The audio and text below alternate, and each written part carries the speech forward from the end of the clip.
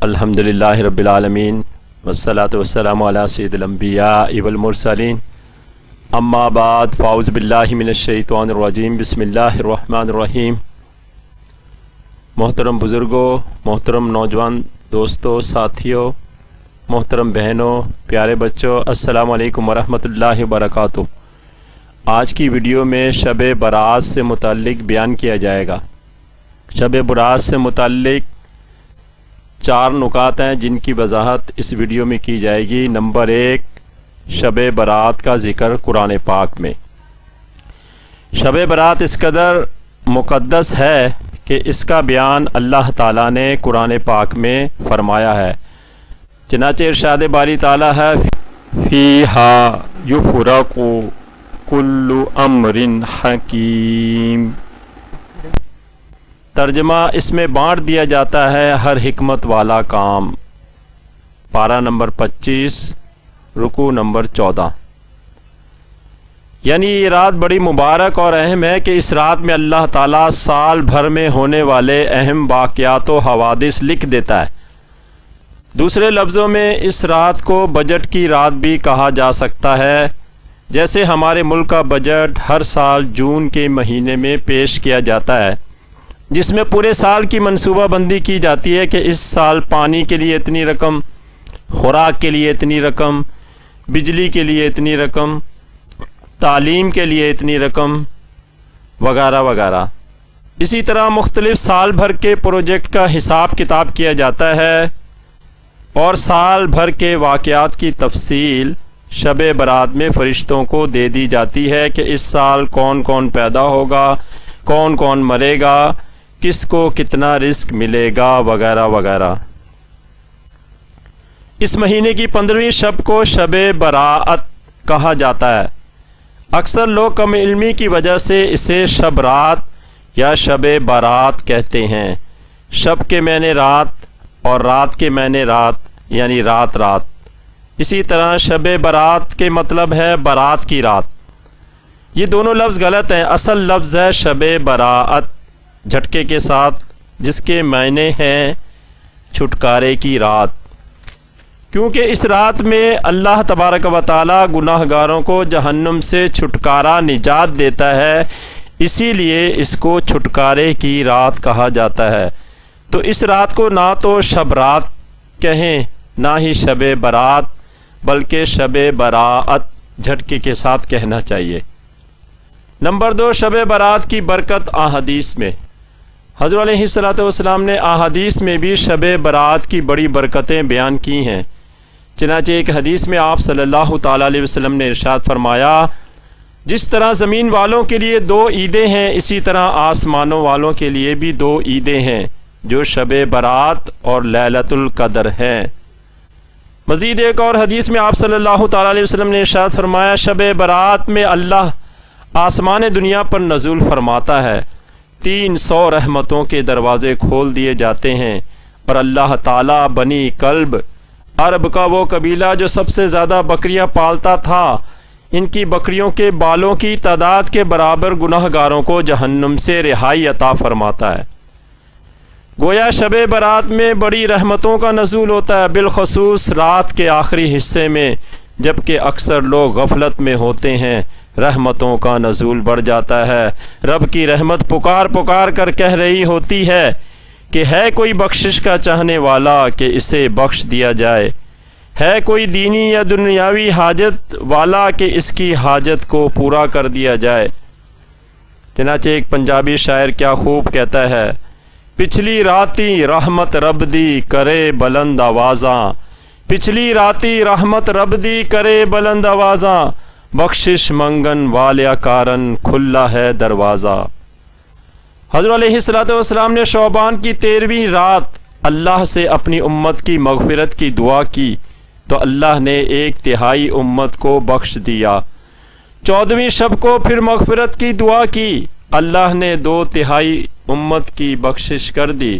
پھر آپ نے 15ویں شب کو دعا کی تو اللہ کا دریائے رحمت جوش میں آ گیا اور ارشاد فرمایا، جا میں نے تیری ساری امت کو بخش دیا۔ مگر وہ شخص جو رحمت الہی سے اونٹ کی طرح بھاگے، اور گناہوں پر اصرار کر کے خود ہی رحمت سے دور ہو جائے، اس شفاعت سے محروم رہ جائے گا۔ ایک اور جگہ حضرت علیہ الصلوۃ والسلام نے فرمایا، اللہ تعالیٰ 15 شعبان شب برات میں آسمان دنیا پر ظہور فرماتا ہے، اور 2 شخصوں کے علاوہ ہر ایک کی بخشش کر دی جاتی ہے۔ ان 2 میں سے ایک تو مشرک اور دوسرا کینہ پرور ہے۔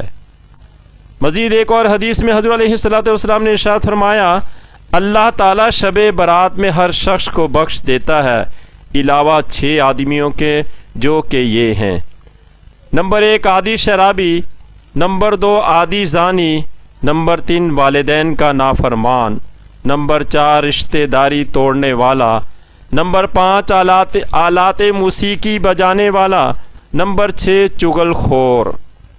ایک اور روایت میں موسیقی بجانے والے کی جگہ پر مصور یعنی فوٹوگرافر کو بھی ان 6 شخصوں میں شامل کیا گیا ہے۔ حضرت عطا بن یسار سے مروی ہے کہ جب شب برات آتی ہے تو ملک الموت کو ہر اس شخص کا نام لکھوا دیا جاتا ہے جو اس شب برات سے آئندہ شب برات تک مرنے والا ہوتا ہے۔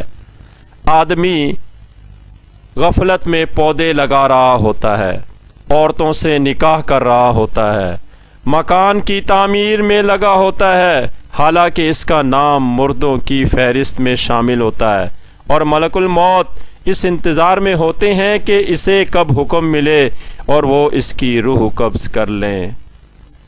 امام سبکی رحمۃ اللہ تعالی علیہ فرماتے ہیں، شب برات کی عبادت سارے سال کے گناہوں کا کفارہ ہے۔ یعنی شب برات میں اللہ تعالیٰ کی عبادت کرنا اور یاد الہی میں ساری رات جاگ کر گزار دینا گناہوں کے کفارے کا سبب ہوتا ہے، اسی لیے اس رات کو کفارے کی رات بھی کہا جاتا ہے۔ ایک اور حدیث میں پیارے نبی صلی اللہ تعالیٰ علیہ وسلم نے ارشاد فرمایا کہ جس نے عیدین کی 2 راتوں اور شب برات میں رات جاگ کر اللہ کی عبادت کی تو ایسے دن میں جب کہ تمام دل مر جائیں گے اس شخص کا دل نہیں مرے گا۔ نمبر 3 شب برات سے متعلق واقعات۔ شب برات میں عبادت کا بڑا ثواب ہے۔ اس ضمن میں ایک واقعہ ملتا ہے کہ حضرت عیسیٰ علیہ الصلوۃ والسلام ایک مرتبہ ایک پہاڑ پر سے گزرے تو آپ کی نظر ایک بہت بڑے خوبصورت پتھر پر پڑی۔ پتھر تو دنیا میں بے شمار ہیں، مگر یہ خدا کی قدرت ہے کہ بعض پتھر بڑے خوبصورت ہوتے ہیں، انسان انہیں دیکھ کر حیرت زدہ رہ جاتا ہے۔